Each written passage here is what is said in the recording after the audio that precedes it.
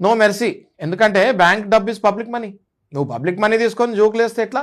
ఎప్పుడైనా కూడా నాగరాజు గారు ఒకసారి అప్పు తీసుకున్న తర్వాత అప్పు తిరిగి చెల్లించేటప్పుడు మీరు అందరూ ఆలోచించాల్సింది ఏంటి అంటే, ఈ డబ్బు మన పక్కనోడిది, మన ఎదురుగుండా వాళ్ళ ఇంట్లో డబ్బులు బ్యాంకులో వేసుకుంటే అది మనకి ఇచ్చారు, మనం రూపాయి వడ్డీ కడితే అందులో 10 పైసలు వాళ్ళకి వెళ్తుంది, మిగతా 90 పైసలు బ్యాంక్ వాళ్ళు ఉద్యోగాలు జీతాలు వెళ్తాయి.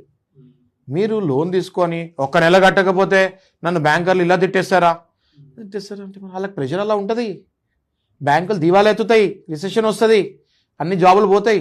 మీరు ఒక్కళ్ళు హోమ్ లోన్ కట్టట్లే ఏదో అనుకుంటారు, మీరు జోక్ అనుకుంటారు. ఇలాగే హోమ్ లోన్ అందరూ ఆపేస్తే ప్రతి బ్యాంకు మూసుకుపోద్ది, మొత్తం అంతా భారతదేశం మొత్తం రిసెషన్లో వెళ్తుంది.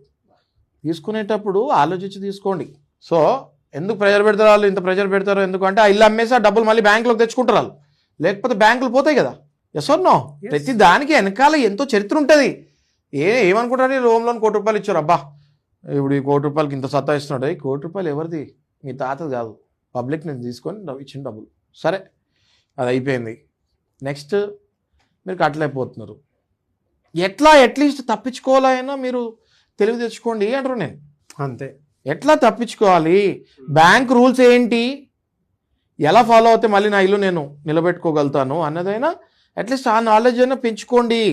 విజ్డమ్ లేకుండా లోన్లు తీసుకోకండి అంటారు. అంటే విజ్డమ్ అంటే జ్ఞానం లేకుండా, ఇగ్నోరెంట్ కాకండి. అర్థమైంది కదా మీకు? అర్థమైందండి. Ignorance is no excuse. మీరు తెలుసుకోవాలి.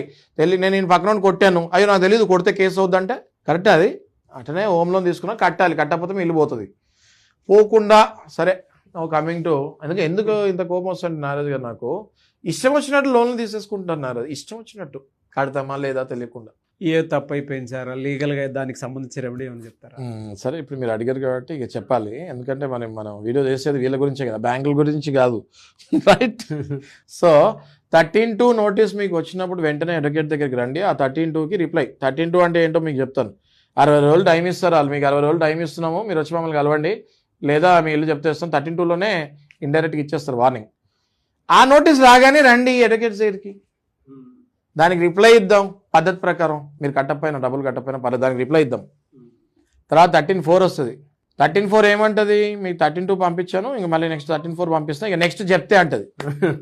నెక్స్ట్ చెప్తే అంటది. 13(4) రాగానే 13(4) అనే సెక్షన్ చాలా ఇంపార్టెంట్. 13(4) రాగానే వెంటనే డెట్ రికవరీ ట్రిబ్యునల్ డిఆర్టీ కోర్టుకి వెళ్ళి, అయ్యా ఇలా నేను కట్టలేకపోతున్నాను, ఇలా పలానా సమస్యలు ఉంటాయి కాబట్టి నేను కట్టలేకపోతున్నాను, నాకు కొంచెం టైం ఇప్పియండి, నేను కడతాను